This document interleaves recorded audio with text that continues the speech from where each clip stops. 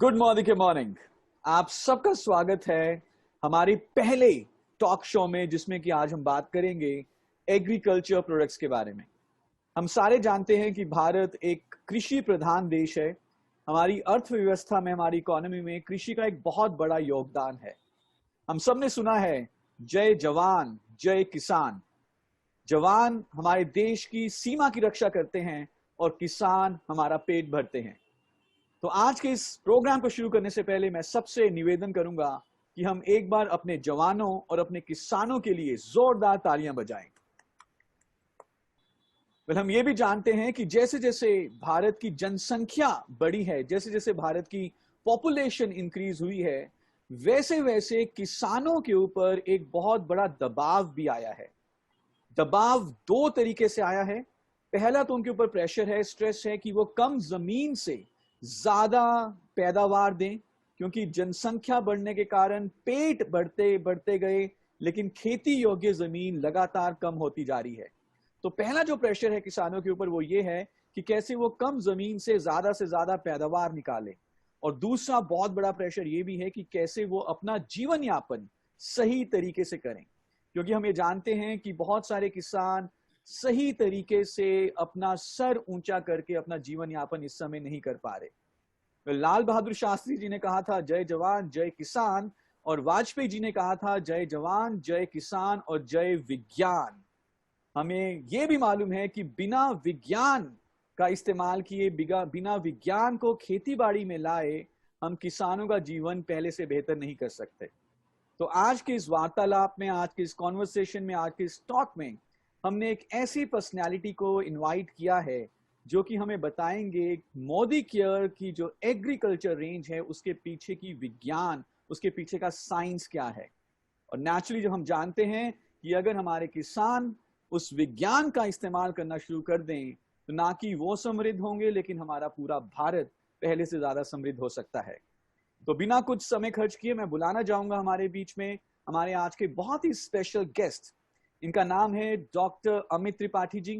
Doctor Amit Tripathi जी इंडोलाइफ super speciality divisions के head हैं, pan India के हेड हैं। इंडोलाइफ सुपर स्पेशलिटी एक डिवीजन है इंडोफिल इंडस्ट्रीज की, जो कि ऑफ कोर्स एक के मोदी ग्रुप ऑफ इंडस्ट्रीज की एक कंपनी है। तो मोदी केयर और इंडोफिल सिस्टर कंपनीज हैं, और इंडोफिल की डिवीजन इंडोलाइफ को इस समय हेड कर रहे हैं डॉक्टर अमित त्रिपाठी जी। डॉक्टर अमित त्रिपाठी जी को एक बहुत लंबा एक्सपीरियंस है एग्रीकल्चर में। इन्होंने अपनी ग्रेजुएशन, अपनी पोस्ट ग्रेजुएशन एग्रीकल्चर में किया। इनफैक्ट इन्होंने अपना डॉक्टरेट रूरल डेवलपमेंट में किया है और दिल से एग्रीकल्चर से जुड़े हुए हैं। बहुत बड़ा एक्सपीरियंस है और आई एम श्योर कि आज जब उनसे हम वार्तालाप करेंगे, जब बातचीत करेंगे, तो आपको मोदी के प्रोडक्ट्स के बारे में बहुत अच्छी जानकारी मिलेगी। तो आपकी जोरदार तालियों के साथ let's invite doctor Amit Tripathi ji. Welcome sir, welcome sir. Sharad ji, पूरे मोदी के परिवार की तरफ से, सारे मोदी के कंसल्टेंट्स की तरफ से आपको बहुत बहुत welcome. And all our audiences, all our consultants are eagerly looking at this conversation, और वो सीखना चाहते हैं आपसे जानकारी लेकर कि क्या मोदी के प्रोडक्ट्स के पीछे विज्ञान है और कैसे हम खेती बाड़ी को और अच्छा कर सकते हैं। सर आपका बहुत बहुत वेलकम। थैंक यू, बहुत बहुत धन्यवाद शरद चौधरी साहब।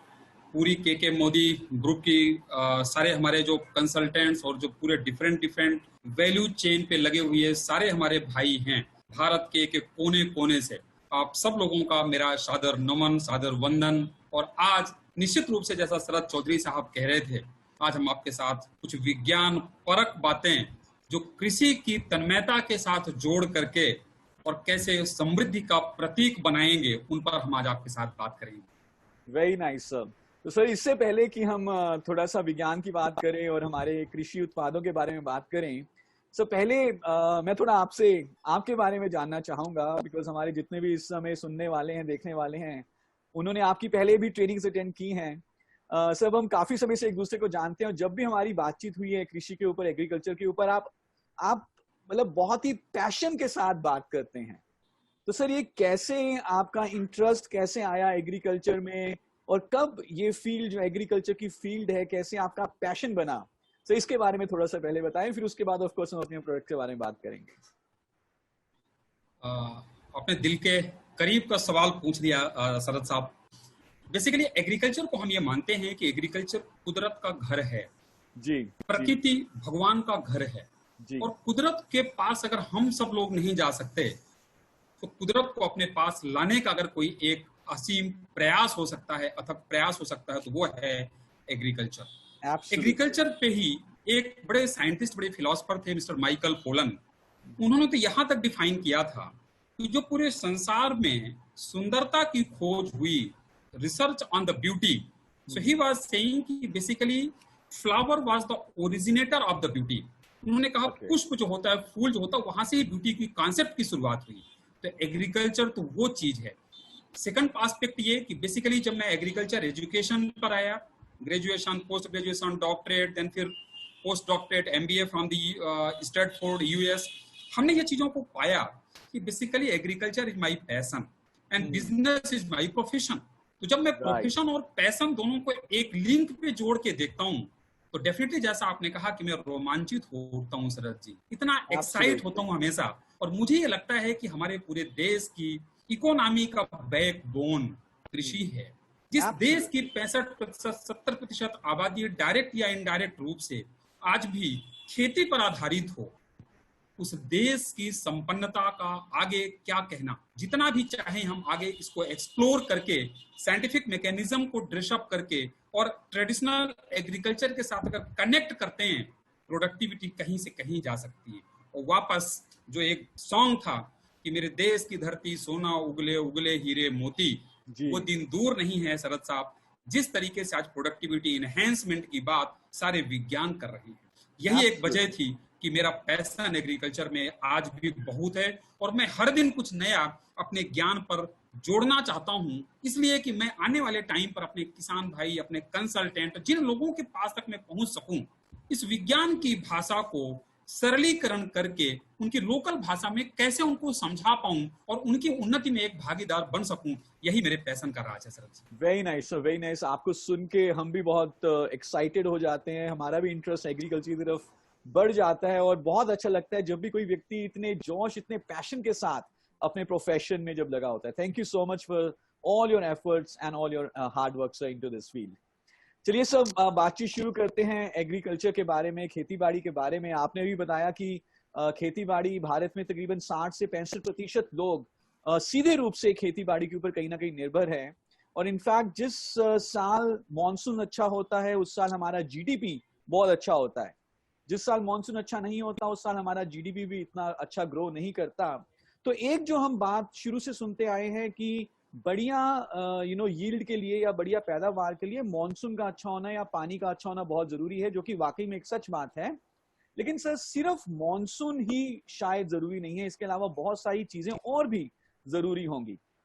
तो सिर्फ पानी, या अगर हम सिर्फ कृषि को छोड़ दें, या सिर्फ मॉनसून का अच्छा या ना अच्छा उसको छोड़ दें, इसके अलावा ऐसी कौन कौन सी दूसरी जरूरी चीजें हैं जिसके ऊपर हमारी पैदावार निर्भर करती है, उसके बारे में सर मैं चाहूंगा आप थोड़ा सा रोशनी डालें।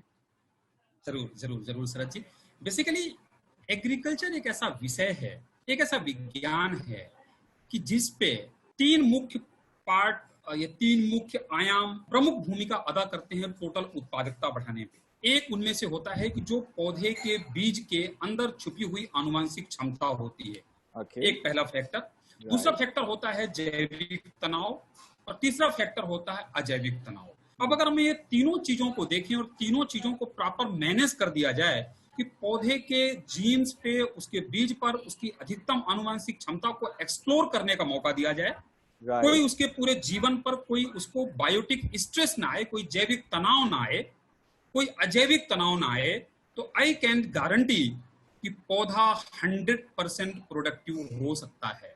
लेकिन ये तीनों चीजों पर अगर हम कंट्रोल नहीं कर पाते तो उसी प्रपोर्शन पर उसकी उत्पादकता घटती जाती है। अब अगर हम बेसिक बातों पे जाएं शरद जी, तो जो पहला एक मुद्दा है कि पौधे के जीन्स के अंदर छुपी हुई आनुवंशिक क्षमता, माने उसकी अधिकतम उपज देने की क्षमता, वो ऑलरेडी उसका जेनेटिक कैरेक्टर होता है, उसका आनुवंशिकीय गुण होता है। बिल्कुल सही बात है।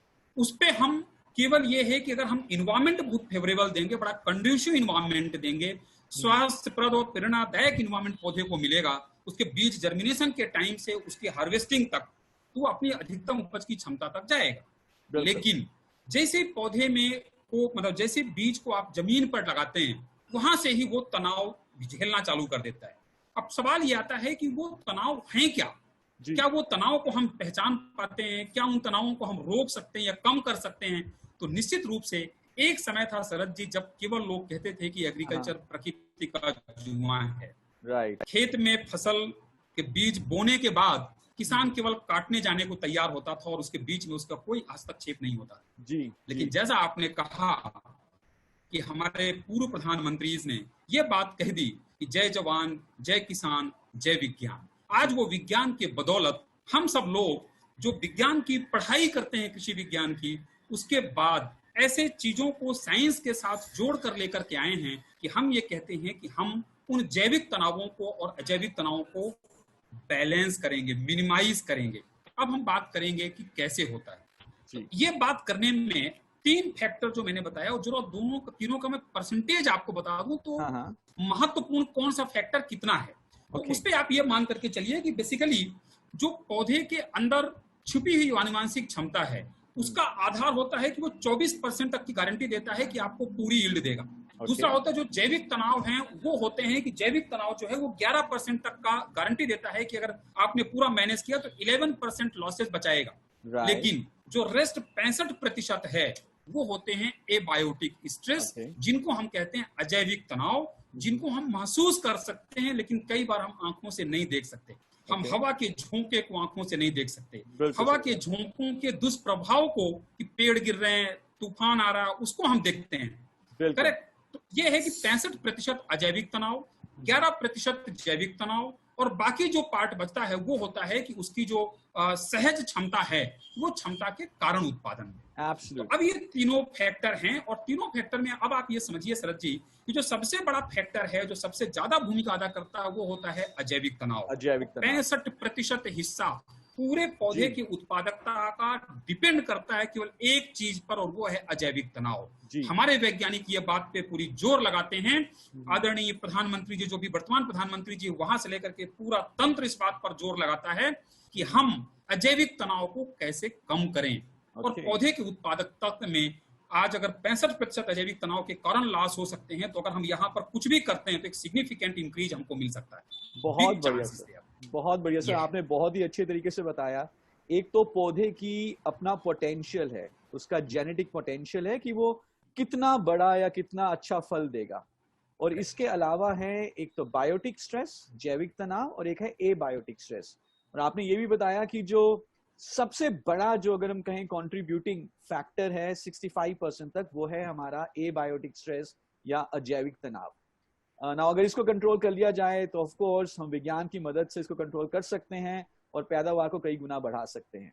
तो सर मैं आपसे जानना चाहूंगा, जो आपने अजैविक तनाव, एबायोटिक स्ट्रेस के बारे में बात करी, ये इसके कुछ एग्जाम्पल्स, ये किस तरह का होता है, ताकि हमारे सारे सुनने वालों को समझ में आए कि अजैविक तनाव के अगर आप कुछ उदाहरण दे सकें। आज तो मैं आपने इतना एक्साइट कर दिया शरद जी कि मैं बेसिकली मनुष्य के तनावों से पौधे के तनाव को जोड़ के लोगों को बताता हूँ। तो हमारे एक कंसल्टेंट जो हमारे भाई और बहन हैं, उनको ये पता चल पाएगा कि जब वो बात करेंगे हमारे किसान भाइयों से, तो उनको उनकी भाषा में समझा पाएंगे।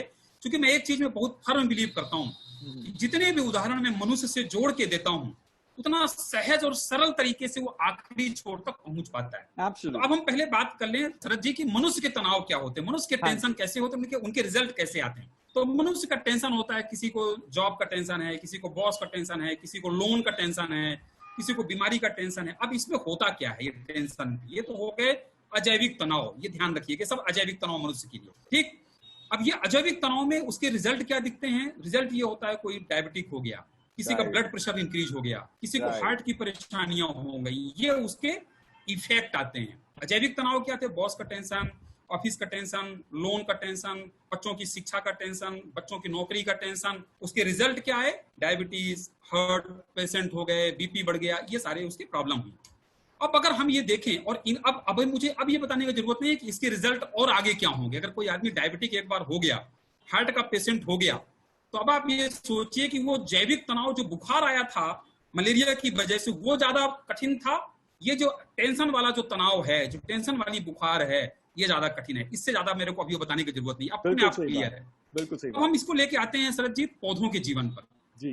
पौधों के जीवन पे जो तनाव होता है शरद जी, मैं तो हमेशा ये कहता हूं कि हमारा पौधा एक ऐसा एक ऐसा प्राणी है हम्म। जो ना तो बोल पाता है ना रो पाता है, लेकिन वो केवल हंस पाता है, और उसकी उस ओके। भाषा को उसके वैज्ञानिक समझ पाते हैं। हम ये कहते हैं कभी अगर पौधे को दर्द होता है तो जी। पौधा रोता है, लेकिन हमारा पौधा बिना आवाज किए और बिना आंसू के रोता है शरद जी, बिना आवाज और बिना आंसू के रोता है हमारा पेशेंट, वो मेरा पौधा होता है। उसके उस तनाव को हम कैसे समझते हैं कि अगर हमारे पौधे को तनाव क्या होता है, पौधे में वातावरण में तापमान बढ़ गया, वातावरण में तापमान घट गया, पानी ज्यादा बरस गया, पानी कम बरस गया, पाला पड़ गया, तूफान आ गया, ह्यूमिडिटी बहुत लंबे टाइम तक रिटेन कर गई, ये पौधे के तनाव होते हैं। कहीं पीएच मान अचानक से चेंज हो गया, वो पौधे के तनाव है।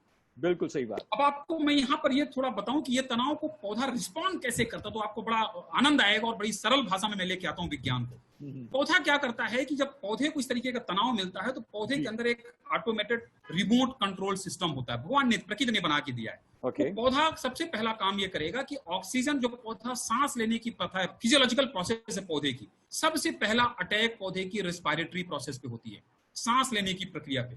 हम सब लोग जानते हैं कि पौधा सांस लेता है जब तो वो करता क्या है कि वो कार्बन डाइऑक्साइड को लेता है और ऑक्सीजन को छोड़ता है, करेक्ट।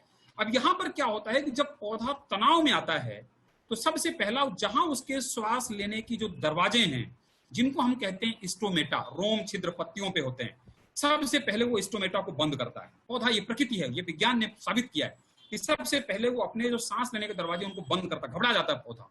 जब उनको बंद करेगा तो क्या होगा, अंदर जितनी ऑक्सीजन है वो बाहर नहीं जा पाएगी, और उसके कारण एक ROS करके प्रॉब्लम चालू होती है, जिसको हम बोलते हैं रिएक्टिव ऑक्सीजन स्पीसीज। ये एक प्रॉब्लम चालू हो जाती है। उसके वजह से पौधे की पूरी मेटाबॉलिक प्रोसेस, पूरी चयापचयी क्रियाएं, पूरी फिजियोलॉजिकल एक्टिविटीज सब डिस्टर्ब होना चालू हो जाती हैं। और जब पूरी फिजियोलॉजिकल प्रोसेसेस, पूरी चयापचयी क्रियाएं डिस्टर्ब हो जाएंगी, पूरा एंजाइमेटिक और हार्मोनल बैलेंस गड़बड़ जाएगा, तो पौधे की उत्पादकता पे आप अंदाज लगा सकते हैं कि वैसे ही होगा जैसा एक डायबिटिक और हार्ट का पेशेंट की उत्पादकता का आप अंदाज लगा सकते हैं। ये बात इसके साथ जोड़ करके बताई। Very nice. आपने सब बहुत ही अच्छे तरीके से, बहुत ही अच्छे एग्जाम्पल देके बताया इसके बारे में।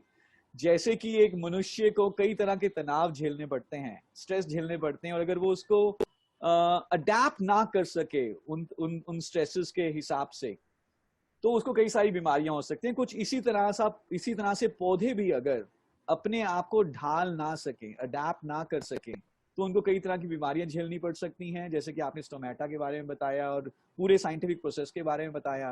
I think very very nice है जिस तरीके से आपने इसको एक्सप्लेन किया। तो सर, अब इससे बचा कैसे जाए?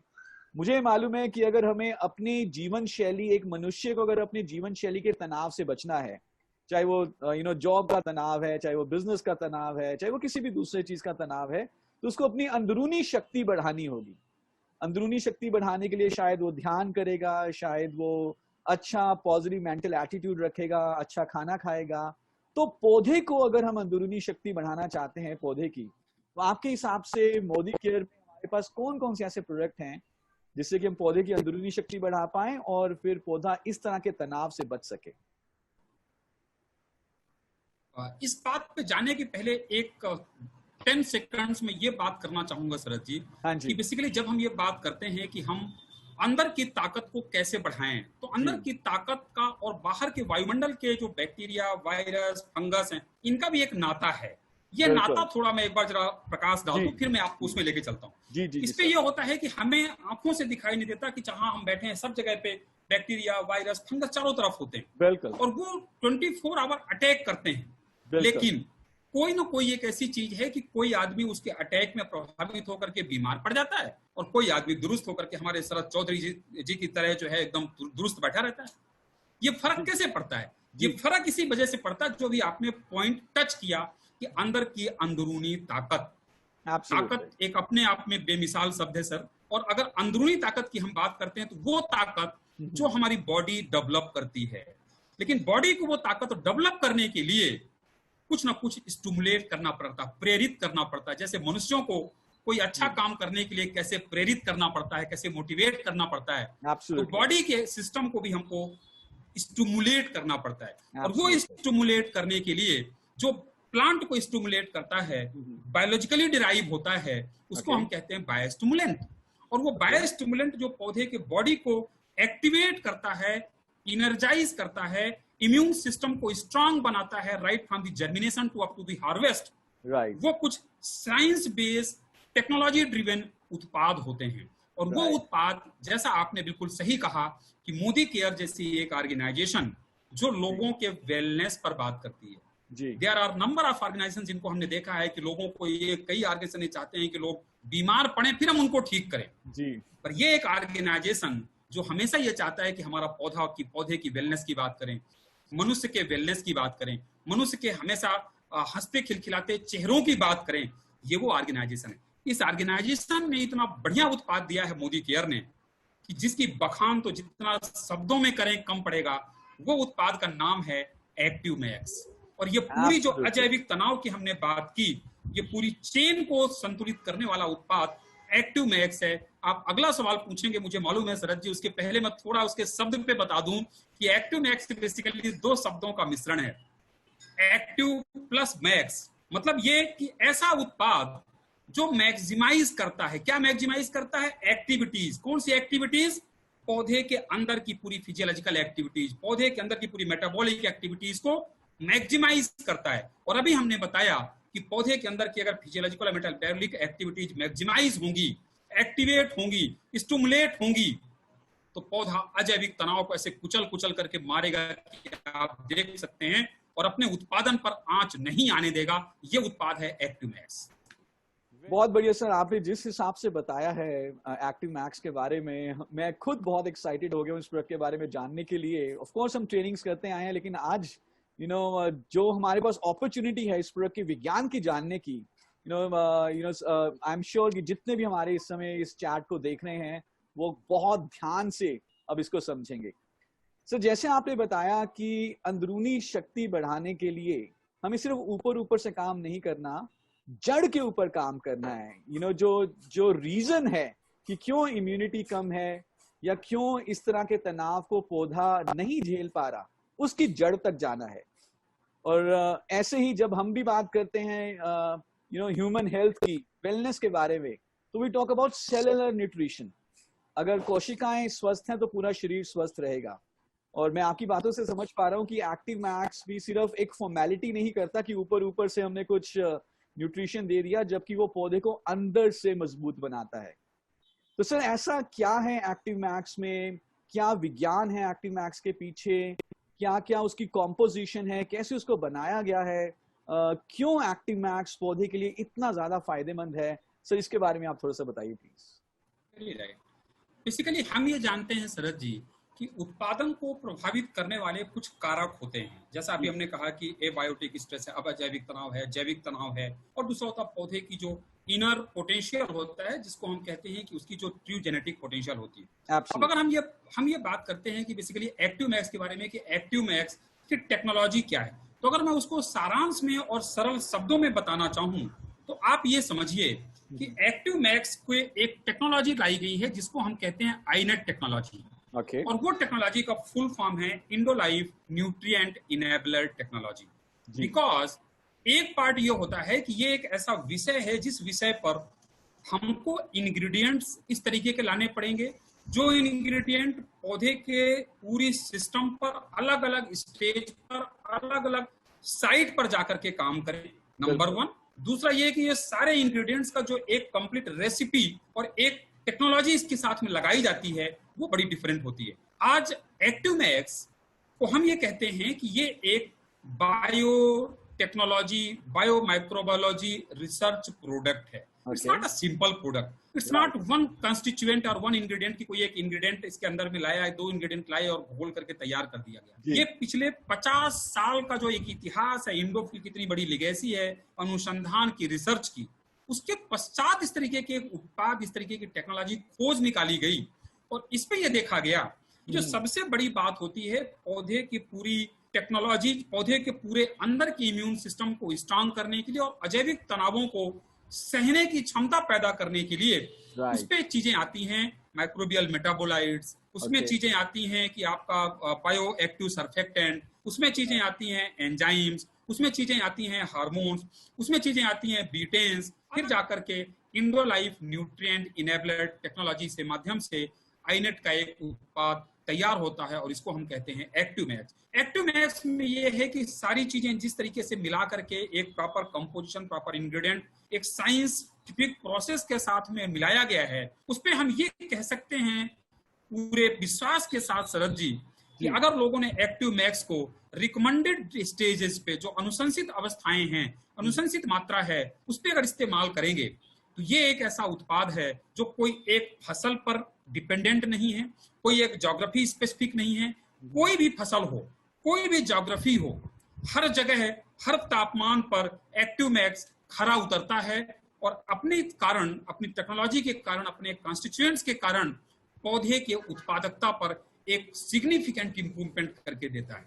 ये इंप्रूवमेंट ना केवल क्वांटिटेटिव बट क्वांटिटेटिव के साथ साथ क्वालिटेटिव इंप्रूवमेंट बहुत अच्छा देता है। ये वो उत्पाद है और इसीलिए हम कहते हैं कि ये आईनेट टेक्नोलॉजी जो हमने इसके साथ लगाई है, ये दुनिया में और किसी के पास नहीं है। ये हमारी अपनी टेक्नोलॉजी है, अपनी खोजी हुई टेक्नोलॉजी है, कॉन्स्टिट्यूएंट्स हमारे खुद के बनाए हैं और उसके बाद हमने आयरलैंड से लेकर के ये प्रोडक्ट तैयार किया गया। इसकी यही यूनिक विशेषता है, उसके वजह से ये उत्पाद आज इतना लाइक किया जा रहा है और जहां पर भी लोग एक बार इस्तेमाल करते हैं, लोग इसके भक्त हो जाते हैं कि यार भी एक्टिव मैक्स के बिना दोबारा तो हमको खेती करना ही नहीं है।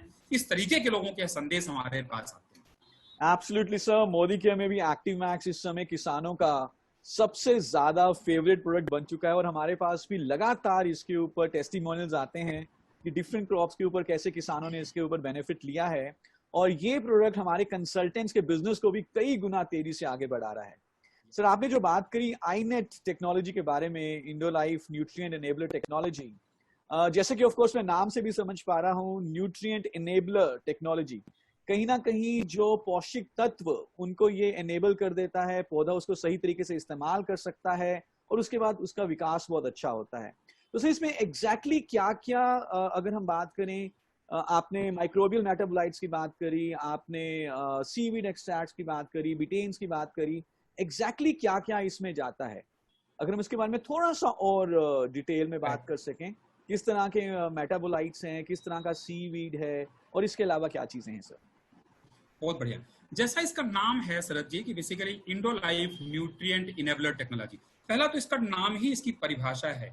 इसको हम इस तरीके से परिभाषित करते हैं कि जैसे अंग्रेजी में एक शब्द होता है एबीएल, एबल मतलब होता है काबिल या योग्य जी, इनेबल एबीएल इनेबल मतलब होता है काबिल होना, और इनेबलर जब जोड़ देते हैं मतलब काबिल बनाना, योग्य बनाना।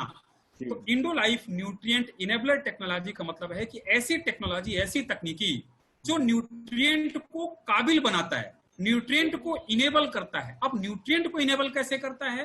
न्यूट्रिएंट को इनेबल ये अलग अलग प्रोसेस के माध्यम से करता है और इस तरीके से करता है कि पौधा उसको प्रॉपर वे पे एब्जॉर्ब कर सके, ट्रांसलोकेट कर सके, मेटाबोलाइज कर सके और उसके बाद में एसिमिलेट कर सके पौधे के ब्लड में। पौधे का ब्लड का मतलब होता है कोशिका रस, जिसको हम कहते हैं साइटोप्लाज्म।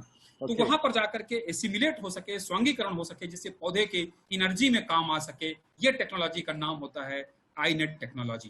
जरूरत क्यों पड़ी इस चीज की? जरूरत इसलिए पड़ती है शरद जी कि आज हम ये देखते हैं कि हमारे किसान भाई चारों तरफ पूरे हिंदुस्तान के एक जम्मू कश्मीर से कन्याकुमारी तक हम विजिट करते हैं, जाते हैं, लोगों के साथ बात करते हैं, लोगों के खेतों पे जाते हैं। हमने ये देखा है कि तरह तरह के महंगे से महंगे उत्पाद लोग किसान डालते हैं, लेकिन उन उत्पादों का हमारा आईसीआर जो भारतीय कृषि अनुसंधान परिषद है, उसका डाटा ये कहता है कि जितनी भी चीजें आप इस्तेमाल करते हैं पौधे की ग्रोथ बढ़ाने के लिए, पौधे की उत्पादकता बढ़ाने के लिए, उपज बढ़ाने के लिए, उसका 40 से 50% ही पौधा ले पाता है, बाकी पौधा ले नहीं पाता। तो सवाल ये आता है कि वो बाकी कहाँ जाता है? वो जब जाता है वो या तो इवापोरेट हो जाएगा, वाष्पीकरण हो जाएगा, अथवा इस तरीके के रूप में परिवर्तित हो जाएगा कि पौधा उसको उपयोग नहीं कर पाएगा। ये सारी चीजों को जो 50% वेस्ट जाता है, उसको पौधे को वापस किस तरीके की टेक्नोलॉजी के माध्यम से हम उपयोग करवा सकते हैं, वो काम आईनेट करता है। करता कैसे है वो मैं आपको बता दूं सर। जी सर। क्योंकि आईनेट को अगर मैं डिफाइन और दूसरे तरीके से करूं तो हम ये डिफाइन करते हैं कि 4 बेसिक बकेट ले लेते हैं 4 कंपोनेंट में। पहला बकेट हम ले लेते हैं इसका रॉ मटेरियल, जो हमारे उत्पाद का एक्टिव मैक्स में है वो रॉ मटेरियल किस तरीके से है, जो आईनेट की धारा को जोड़ने में मदद करता है। तो इसके अंदर हमने आईनेट में एक्टिव मैक्स में ऐसा कंटेंट एक लिया जिसको हम कहते हैं ओशनिक प्लांट, और वो हमने ऐसी जगह से मैं मंगवाता हूँ विदेशों से जहां कई बार 6 महीना अंधेरा 6 महीना प्रकाश रहता है। राइट। जब 6 महीना प्रकाश रहता है उस समय पर पौधा प्रकाश संश्लेषण की क्रिया से भोजन बनाता है। राइट। पौधे के अंदर इतना इंटेलिजेंस होता है शरद जी कि पौधे को यह पता होता है कि 6 महीना जब अंधेरा होगा तब हम भोजन नहीं बना पाएंगे, पर उस समय भोजन तो लगेगा पौधे को।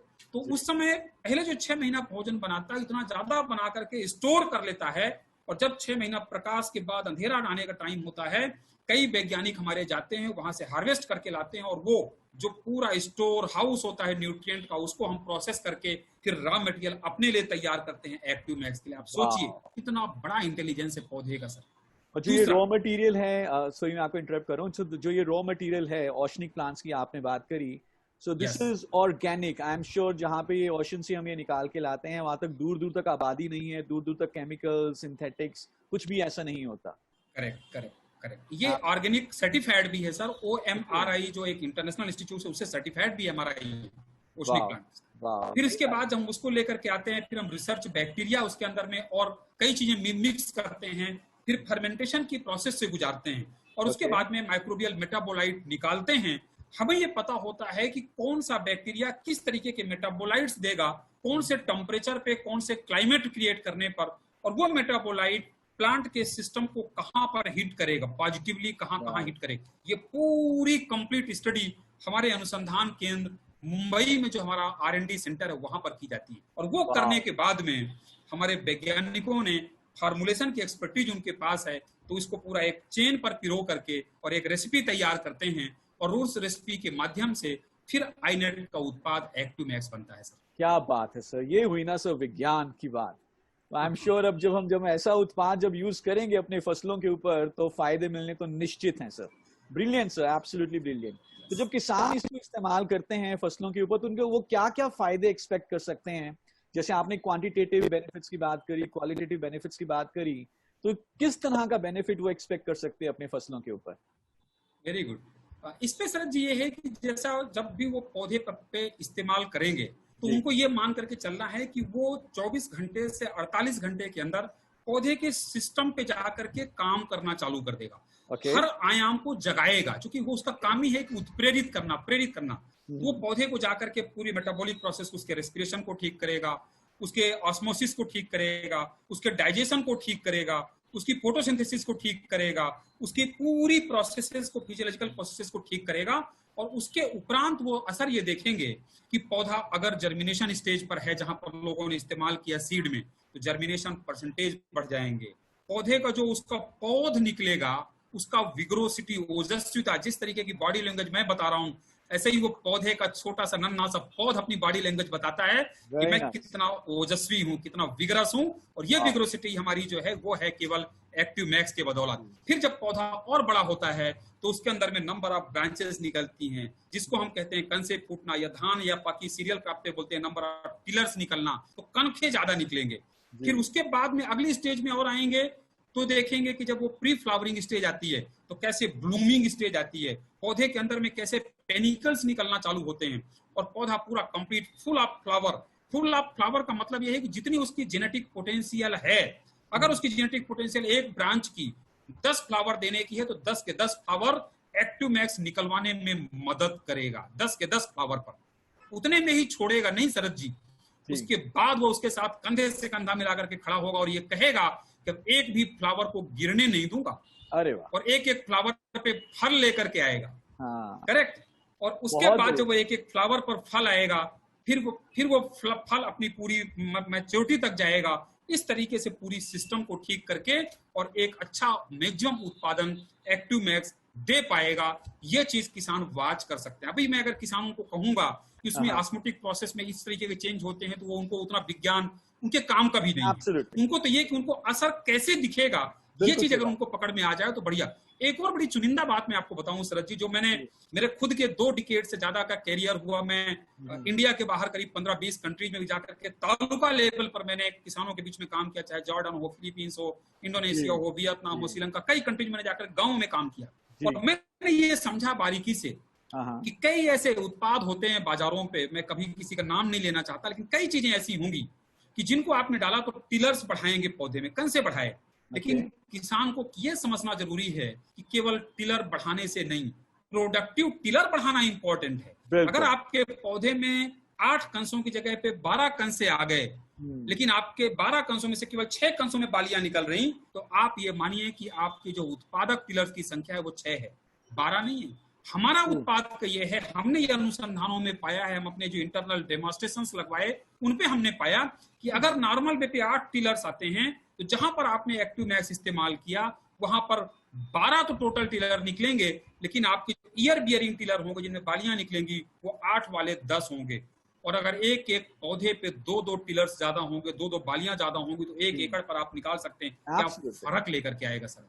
बिल्कुल सही बात है सर। यही हमारी इस बातचीत का उद्देश्य भी था कि कैसे कम जमीन से ज्यादा हम पैदावार लें और कैसे किसानों की और अच्छे उनको हम जीवन प्रदान कर सकें। और जो आपने बताया कि जिस भी स्टेज पे हम एक्टिव मैक्स को यूज करेंगे, बेसिकली उसी स्टेज में हमें बेनिफिट्स दिखने शुरू हो जाएंगे।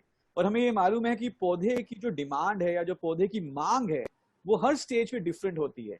तो अगर मैं ये कहूं कि एक्टिव मैक्स को मालूम है पौधे की मांग, तो वो कहना गलत नहीं होगा, क्योंकि उसकी मांग को पूरा कर रहा है एक्टिव मैक्स। मतलब ये तो हमारा दिल की शब्द आपने ले लिया शरद जी। हम तो कई बार ये बात कहते हैं, हम और आप जब आपस में बात करते हैं और कई बड़े वेबिनार में भी, कि हम समझें पौधों की मांग। और यहाँ पर हम का मतलब ना शरद चौधरी ना doctor Amit Tripathi active max, हम समझें पौधों की मांग एक्टिव। इतना इंटेलिजेंट प्रोडक्ट बनाया है शरद जी, इतना ब्रिलियंट प्रोडक्ट बनाया है कि पौधे की पूरी मांग को समझे और उसके हिसाब से रिस्पॉन्ड करे। एकदम परफेक्ट वर्ड है।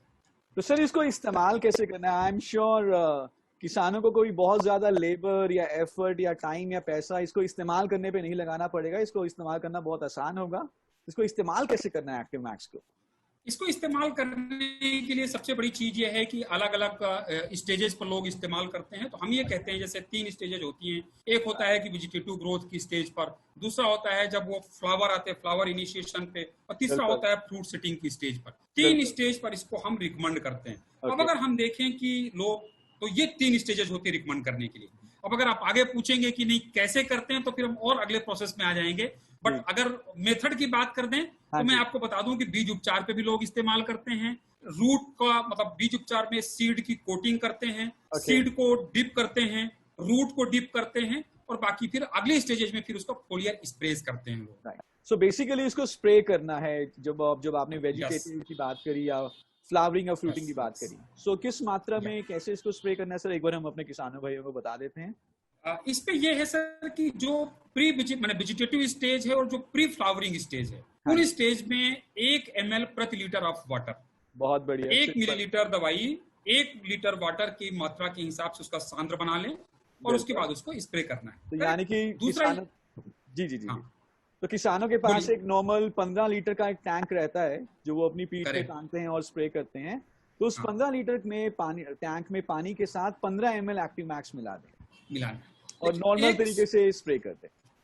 एक छोटा सा सुझाव मेरा होगा शरद जी कि अगर लोग ये करें कि अगर लोगों को ये है कि 15 लीटर के टैंक में मिलाना है, तो एक छोटा सा मग्घा ले लें या डब्बा ले लें, उसमें थोड़ा पानी ले लें करीब 250 ml, और उसमें 15 ml ये एक्टिव मैक्स को मिला लें। उसका मास्टर सोल्यूशन बन जाएगा। और उसके बाद में मास्टर सोल्यूशन बनाने के बाद में पहले वो अपने स्प्रेयर टैंक में थोड़ा पानी भर लें, फिर थोड़ा ये डाल दें, फिर थोड़ा पानी भर लें, फिर थोड़ा डाल दें, फिर पूरा पानी भर के पूरा डाल दें और एक लकड़ी से उसको हिला दें। उसके बाद आप चमत्कार इसका देखिए। Very nice. सो वेजिटेटिव यानी कि जब पौधे की ग्रोथ शुरू हुई है, प्री फ्लावरिंग जब फूल निकलने शुरू होने वाले हैं, और फिर उसके बाद जब फल निकलने शुरू हो रहे हैं, और फल निकलते हुए क्योंकि अब हमें पैदावार मिल रही है, तो उस समय इसको 1 ml इस्तेमाल करना है या 2 ml 1 लीटर पानी? फल की अवस्था में जब फ्रूट स्टेज होता है तब 2 ml पर लीटर वाटर। 2 ml बिल्कुल, क्योंकि उस समय मांग ज्यादा होगी। मांग ज्यादा होता है क्योंकि वो कई बार हम सब लोग तो बात करते हैं, सब समझते ही हैं कि बेसिकली जब पौधे के अंदर में मतलब फ्रूटिंग स्टेज जब चालू होती है, मतलब उसकी प्रेगनेंसी स्टेज होती है, उस टाइम पर उसकी जो न्यूट्रिशनल रिक्वायरमेंट है, जितना अच्छा खुराक हम देंगे उतना अच्छा हम उत्पादन और उपज की कल्पना कर सकते हैं। इनफैक्ट हमारे पास कई सारे टेस्टिमोनियल्स भी आए हैं कि जब इन्होंने फ्रूट सेटिंग स्टेज में एक्टिव मैक्स का स्प्रे किया है, तो नॉर्मली जो पहले फल टूट कर गिर जाते थे, अभी पका नहीं हुआ फल और पहले ही गिर गया, पकने से पहले गिर गया, तो ऐसा दिखने में बहुत कम आया। जो फल है वो टहनी पे ही रहता है, टूट के गिरता नहीं है। तो ये एक बहुत बड़ा जो एक बेनिफिट किसानों को देखने में मिला है एक्टिव मैक्स का इस्तेमाल करने के बाद। ये पॉइंट जो कि आपने रेज कर दिया सर जी, तो मुझे 1 मिनट और अलाउ कर दीजिए, मैं थोड़ा इसमें बात कर लूं कि जो फूल झड़ते और जो फल झड़ते हैं उसकी जो फिजियोलॉजिकल प्रोसेस है वो मैं थोड़ा सा हाईलाइट कर दूं सर, कि बेसिकली एक लेयर बनती है जिसको हम कहते हैं एब्सिशन लेयर। मतलब वो जो डंठल होता है, डंठल बीच में से एक एब्सिशन लेयर बनती है और उसके बाद वो डंठल वहां से अलग होता है, वो फूल या फल झड़ जाते हैं। उसके पीछे के जो कारण होता है वो कई बार न्यूट्रिशनल डिफिशियंसीज भी होती हैं, हार्मोनल इंपैक्ट होते हैं, वो ठीक होता है। एक्टिव मैक्स अगर हम इस्तेमाल करते हैं तो उससे बहुत लार्जर स्केल पर बेनिफिट मिलता है और वो प्रॉब्लम नहीं आ पाती है। Very nice, very nice. और सर सीड ट्रीटमेंट के लिए इसे कैसे इस्तेमाल करना है, फॉर सीड कोटिंग या सीड डिपिंग या रूट इसके लिए 3 तरीके होते हैं सर।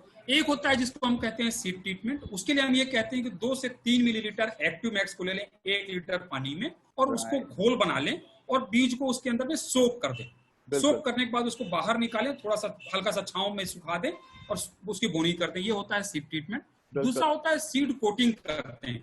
सीड कोटिंग के लिए हम क्या करते हैं कि 2 से 3 मिलीलीटर जो ये है अपना एक्टिव मैक्स है, उसको इक्वल क्वांटिटी ऑफ वाटर में लेकर के 1 केजी बीज में, 1 केजी सीड में हल्के हाथों से, जैसे मतलब ग्लव्स हाथ में पहन करके और ऐसे उसको मिक्स कर दें प्रॉपर वे पे, अथवा ऐसे मिक्स कर दें, अथवा कोई बड़ा पॉलीथीन का पैकेट ले लें या तो बड़ा भगोना ले लें, उसमें ये दवाई को ऐसा डाल के और उसको ऊपर नीचे ऐसा कर दें तो पूरी तरह से उस सीड की कोटिंग हो जाती है। और तीसरा मेथड होता है रूट डिपिंग। रूट डिपिंग में हम ये कहते हैं कि 2 से 3% का सोल्यूशन बनाते हैं एक्टिव मैक्स का और जो सीडलिंग होती है, जो पौध होता है, उसको हम उसकी रूट्स को उसके अंदर में 4 से 5 मिनट तक डिप करके रखते हैं और उसके बाद उसको ट्रांसप्लांट कर देते हैं। जैसे पेडी में हमने देखा है, हमारे पास बहुत अच्छे इसके परफॉर्मेंस हमने देखे हैं रूट डिपिंग के पेडी में।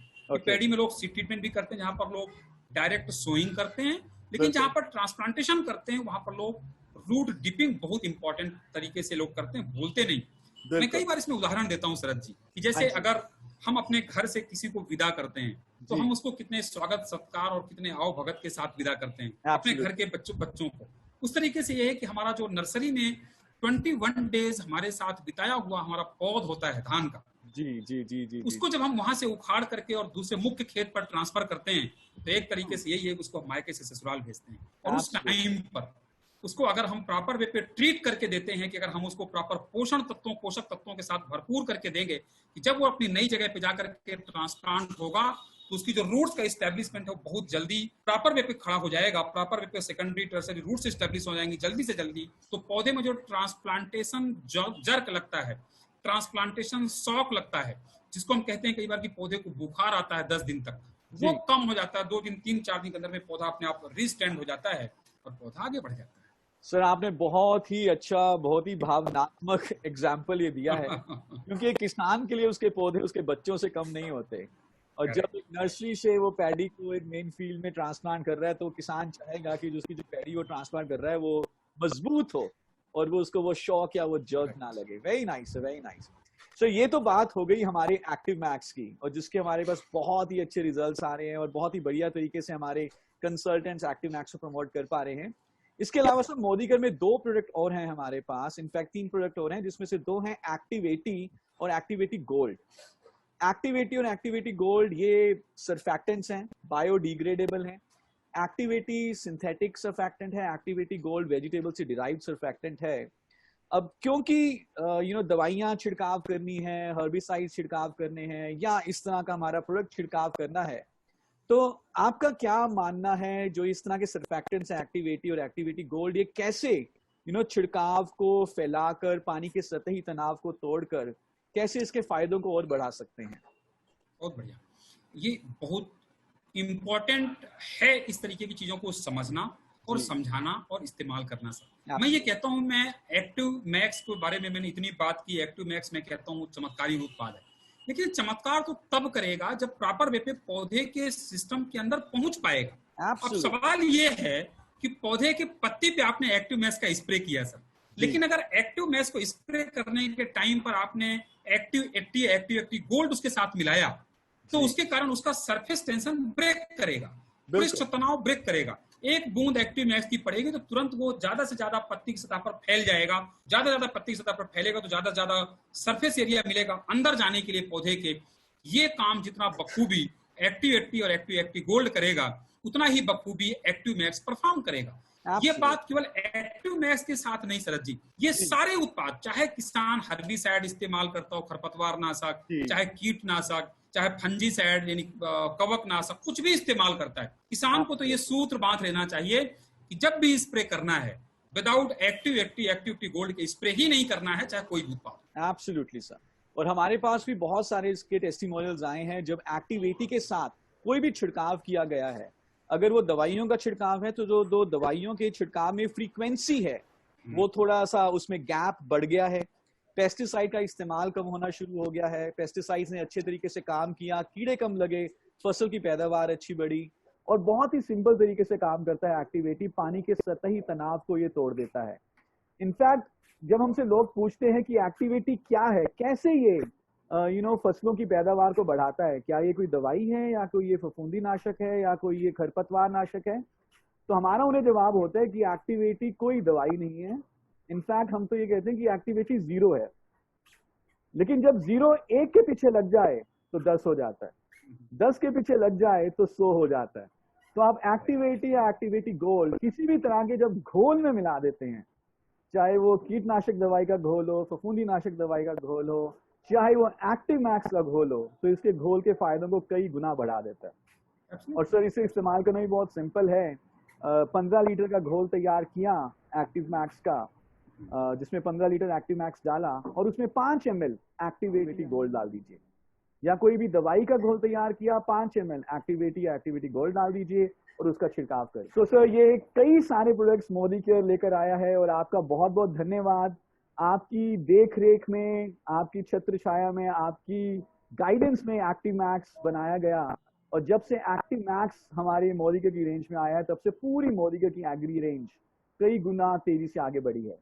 तो सर सवाल आज के लिए तो यहाँ पर खत्म हो रहे हैं, लेकिन मुझे मालूम है कि हमारे कंसल्टेंट्स के और भी कई सवाल होंगे और भी मन में जिज्ञासा होगी। तो अगर आपकी आज्ञा हो हम आपको एक बार दोबारा बुलाना चाहेंगे और इस बार हम अपने कंसल्टेंट से लाइव सवाल जवाब भी थोड़ा करेंगे और आपको कष्ट देंगे दोबारा। और इसी आशा के साथ कि सर आज की जो ये टॉक रही, हमारे कंसल्टेंट्स इसको देख रहे हैं और बहुत फायदा लेंगे। हम बहुत जल्दी दोबारा मिलेंगे sir. And over to you for any closing remarks for our consultants. इतना ही है शरद जी कि जो मैं हर बार कहता हूँ, एक 2 पंक्तियों के साथ में सारांशित करता हूँ।